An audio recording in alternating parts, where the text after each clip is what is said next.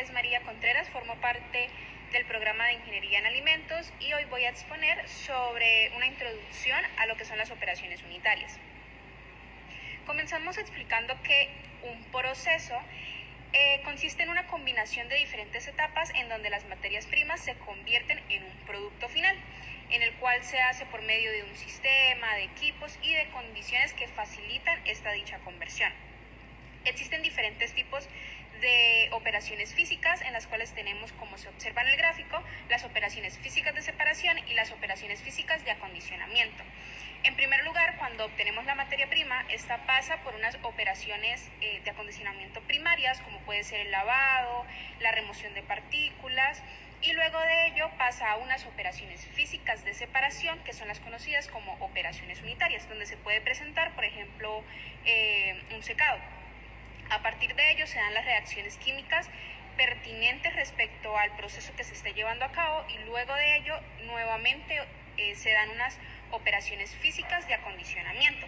Estas operaciones físicas pueden ser como transporte, una clasificación según sea el color, el tamaño o el peso del producto y como resultado de ello obtengo mi producto final. Ahora bien, entendiendo que es un proceso, podemos hablar sobre lo que son las operaciones unitarias. Entonces, estas son las etapas que conforman cada proceso y son etapas muy simples, las cuales están dadas por, puede ser secado, cristalización, absorción, desorción. Ahora, ¿cómo podemos comunicar los procesos? En este caso sucede lo mismo que, por ejemplo, en las unidades. En un ambiente ingenieril es necesario que se hable un mismo lenguaje, por eso existe el sistema inglés y el sistema internacional. En este caso, para entender los procesos, se realizan diferentes tipos de diagramas. En primer lugar, tenemos el diagrama de bloques, que es la forma más sencilla de comunicarlo. El segundo es el diagrama de flujo de procesos. En este se ven las conexiones de las corrientes, los caudales, la composición y las condiciones en las cuales está el proceso. Y el tercero, que es el más complejo, es el diagrama de tuberías e instrumentación. En este caso ya es un diagrama de flujos de ingeniería y flujos mecánicos. Entonces, como les decía, un ejemplo del primero, que es el más sencillo, que es el diagrama de bloques, tenemos en primer lugar unos reactivos que entran al sistema que son tolueno e hidrógeno. Estos pasan por un reactor. Básicamente el reactor lo que me genera es una mezcla, pero en este se pueden controlar las condiciones y se hace de forma específica. Luego, a partir de esta operación se pasa a una separación de gases y a una mezcla de líquidos. Todo este proceso se hace con el fin de obtener el benceno. El benceno se obtiene a partir de una mezcla entre tolueno e hidrógeno. Ahora, las clasificaciones que existen para las operaciones unitarias. Estas se dividen en 4 mecanismos. Se tiene la transferencia de masa, la transferencia de calor, la transferencia de calor y masa simultáneas y la transferencia de cantidad de movimiento. En la primera, transferencia de masas, se tienen las siguientes operaciones unitarias, las cuales son destilación, la cual está dada por destilación simple y rectificación, adsorción, extracción, lixiviación e intercambio iónico. En el caso de la transferencia de calor, únicamente se tiene la evaporación. Para la transferencia de calor y masas simultáneas está la humidificación, el secado, la cristalización y la liofilización. Y por último, en el transporte de cantidad de movimiento está la filtración, la sedimentación, la flotación y la centrifugación. En primer lugar, la destilación simple. Es la separación de uno o más componentes presentes en una mezcla líquida empleando una diferencia de volatilidades. Y en el caso de la destilación por reflujo, se realiza en una columna donde el vapor es ascendente y el líquido es descendente, y al entrar en contacto tiene lugar la transferencia de materia. En la industria alimentaria, esta es empleada para la producción de alcoholes y aceites esenciales. Como se puede observar en el gráfico de destilación por reflujo, se puede observar cómo el vapor asciende y el líquido desciende, tal cual se enunció anteriormente. Y este es el proceso por el cual se lleva a cabo la destilación. La absorción y adsorción. La comparación entre estas se da porque suelen ser dos conceptos confundidos. El proceso es similar, pero no se da de la misma forma. En primer lugar, la absorción, con B, extrae los componentes que posee un gas por medio de un líquido, con el fin de que éste disuelva los componentes que éste tenga, ya sea porque se desea limpiar o se desean aprovechar dichos componentes. Como se observa en la gráfica, es un proceso inverso. En la parte superior entra el líquido limpio y por la parte inferior sale el líquido con los componentes que ha absorbido del gas. Por la parte de abajo entra el gas con los componentes y sale por la parte superior siendo libre de estos componentes. Entonces, para recordar, un líquido es el que hace la extracción.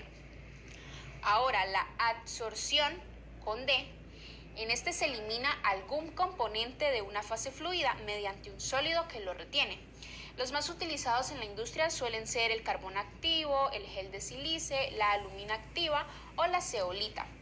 Este se usa en la industria para controlar, por ejemplo, olores, la humedad y la contaminación en alimentos y en bebidas.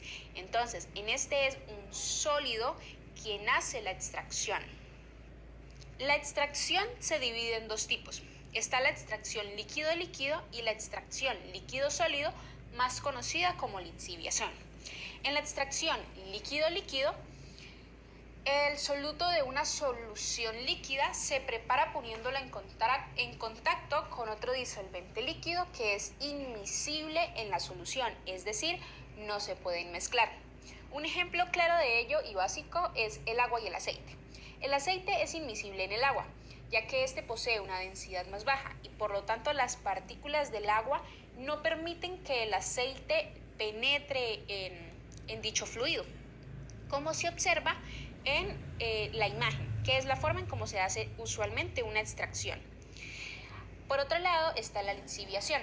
En este caso es un tratamiento de un sólido finalmente molido con un líquido en el cual se disuelve y se extrae el soluto contenido en dicho sólido. Entonces, un ejemplo de ello es al mezclar agua con café. El líquido extrae los componentes como olor, aroma, sabor y color del sólido. Luego de este ser filtrado, podemos obtener un café con mejores propiedades y que ha pasado por un proceso de lixiviación. El intercambio iónico. Este es una sustitución de uno o varios iones de una disolución por otros que forman inicialmente parte de una estructura de un sólido. Este sólido es una resina de intercambio iónico. Los poros de dicha resina suelen tener iones positivos y negativos, lo cual me genera una sal. Los iones negativos fijos son intercambiados con cationes, recibiendo el nombre de cationítica, la resina. Y los iones positivos fijos que intercambian aniones reciben el nombre de anionítica. Ahora, este proceso suele ser utilizado en la industria para el tratamiento de aguas, donde pasa el agua de ser dura a blanda.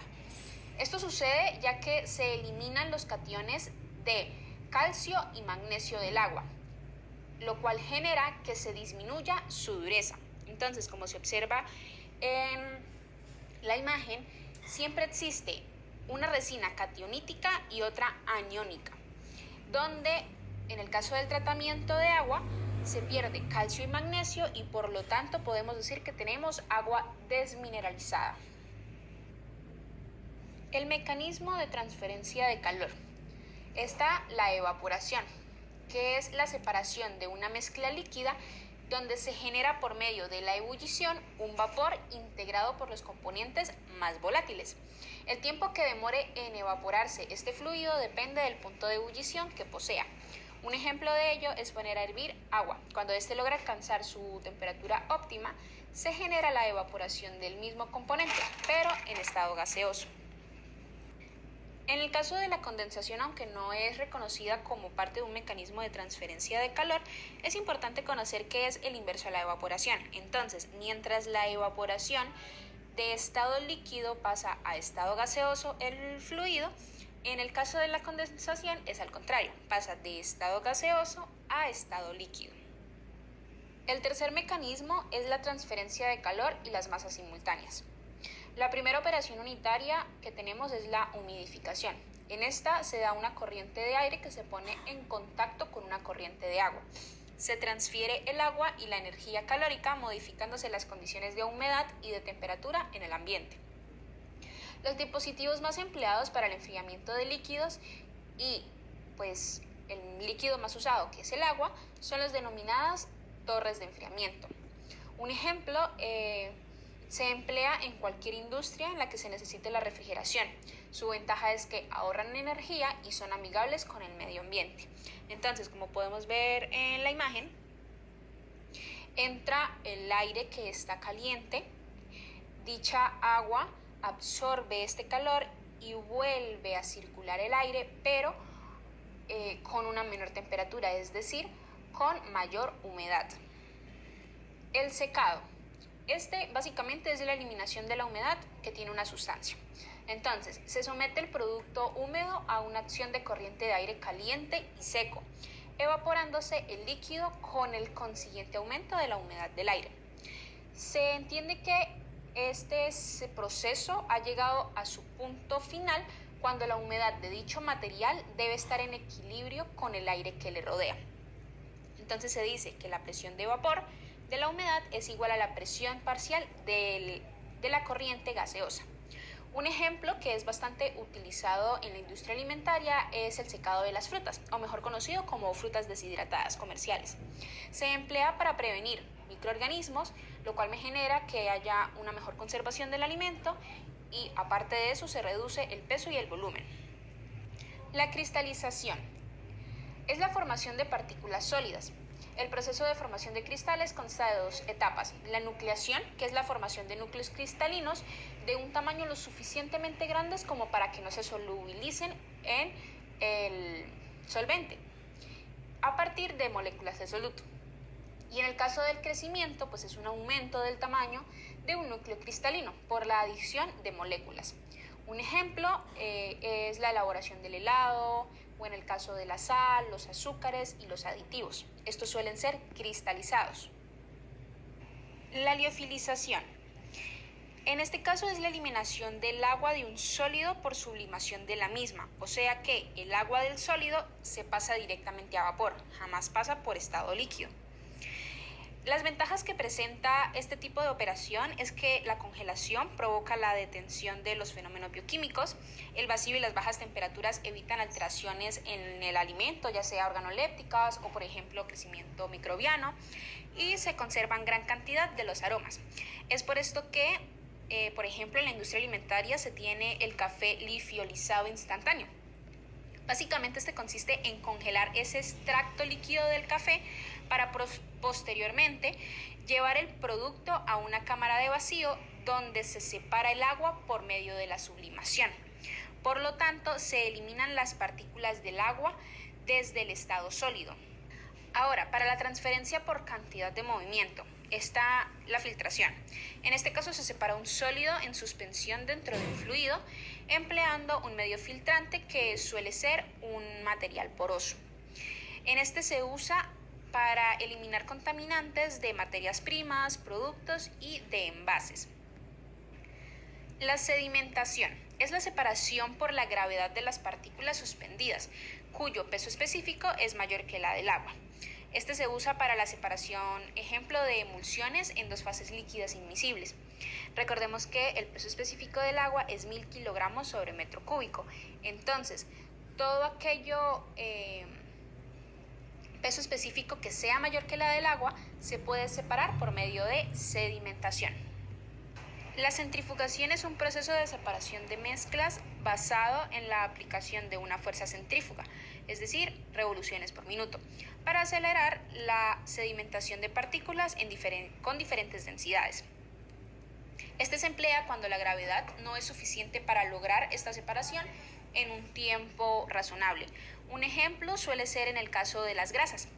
Por ejemplo, se separan las partículas que no son deseadas en un aceite con el fin de que éste sea clarificado.